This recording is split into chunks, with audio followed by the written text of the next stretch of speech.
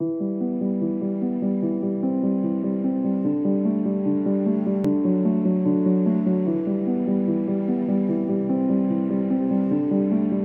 Mary Susan Abo, and I'm the Managing Director at the Center for Research in Energy and Energy Conservation. In short, CREEC. CREEC is located at Makerere University in Kampala, Uganda, within a specific college that deals with technology, and that is the College of Engineering, Design, Arts and Technology. CREEC, my organization, is focused on increasing access to modern types of energy. And with that, we want to see how to utilize the energy resources that we have in this beautiful country and use that to improve lives, both in the urban and in the rural settings. In our efforts to increase access to modern types of energy, we do applied research on different renewable energy and energy efficiency topics.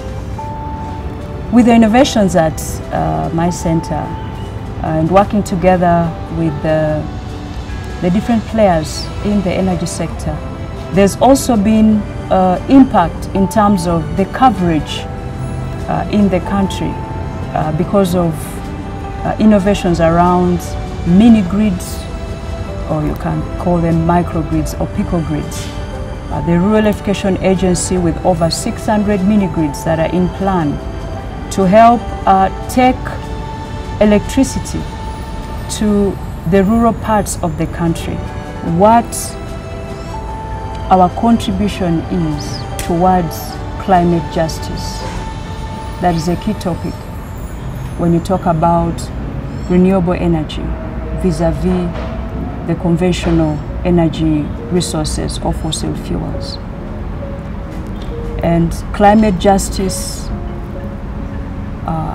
basically causes us to be conscious of human rights as we are developing our technologies and doing our projects. We are also conscious of gender mainstreaming into our projects to improve livelihoods, considering groups like the youth, for equitability, accountability and transparency as we design our projects both for the urban settings and the rural settings. With our partnership for dissemination, the Atonga Media, a lot of products have come out. We've had films in different categories.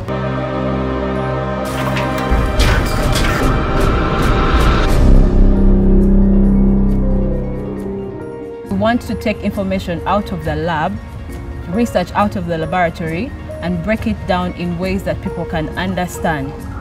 One of the ways, that we have been able to diversify how people can access information is by using film and movies and TV series, our radio drama series.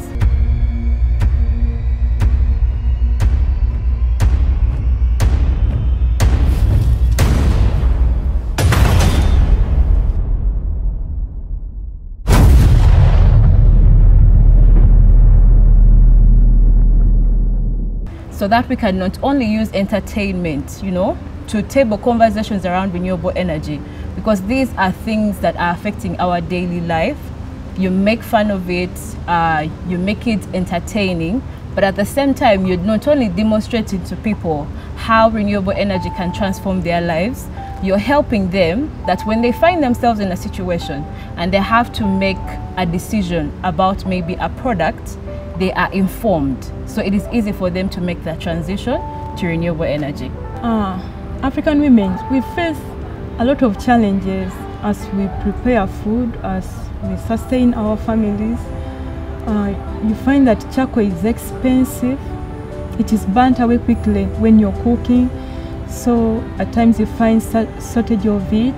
They gave us knowledge about these alternative fuels, that they are called briquettes, that they are renewable, clean energy. So we are so happy about it because we are just introduced the knowledge of science. For the training I've got so far, they have mentored me and they have empowered me.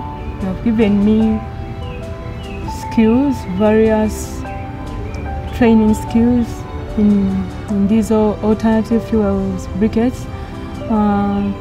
They have engaged me in solar PV training. I was nominated among the women in energy in Uganda, which was a great success. And out of the story, CRIC has been able to shoot out a documentary and a movie called Beautiful Ashes. To be honest, the situation right now is not very good at all. Because even the boss here haven't get paid. Alright, Nyabo, what do you want? Nyabo, what do you want? Oh, Nakurale, you're getting out of my house today.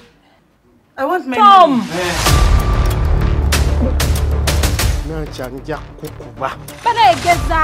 We should always have hope in Christ.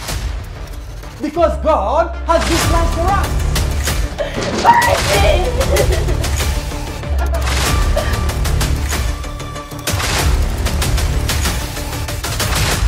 The most important thing is that you're using clean energy. And where I work at CRIC, we actually make them.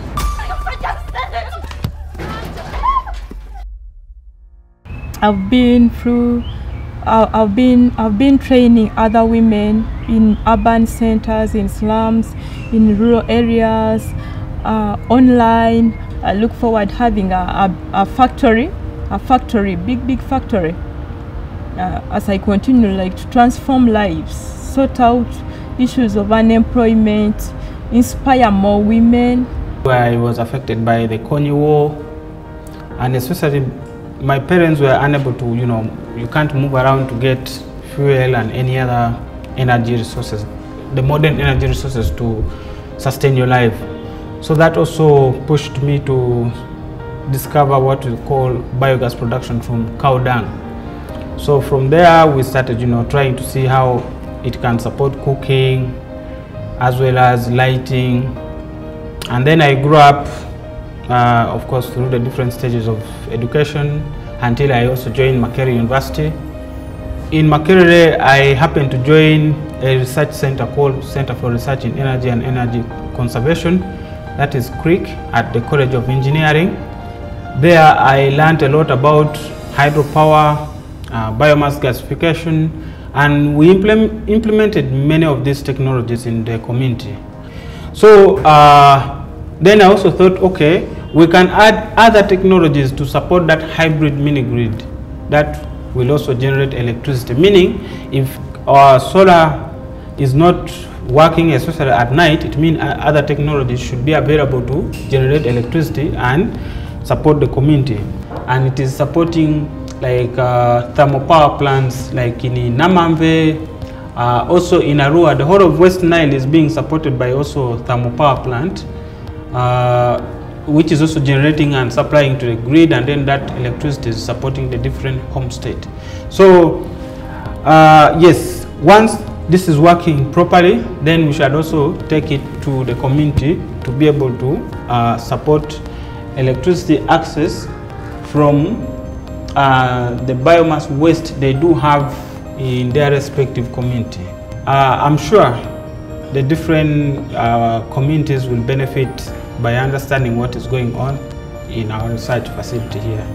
Uganda has 70% of the homes without access to electricity. This is similar to a case study of Watoto, a children's village that's 32 kilometers away from the city center. With this village, you find their homes and their children, but they have no access to electricity. And you know the challenges of having no access to electricity. That means their reading hours have been cut short, and they are also exposed to using unsafe forms of energy. So what we are working on right now is a software to help us develop sustainable and resilient mini-grids using hybrid energy solutions. So we are using Python to optimize these energy sources and what we have developed at the end, our objective is to provide a least cost solution for energy. So we have so far implemented this case study with Watoto Homes, and we were combining solar and wind energy resources. And what we have found is a cheaper solution to connect these mini-grids. And we hope to see this also across the country. Let me take this opportunity to thank all our partners, both those in Uganda and outside Uganda, for all the efforts throughout the years to get us to this point. There's still a lot more we are going to do together, a lot more products on energy, services on energy, working together with all of you to move Uganda forward, to continue increasing the numbers on access. Thank you very much.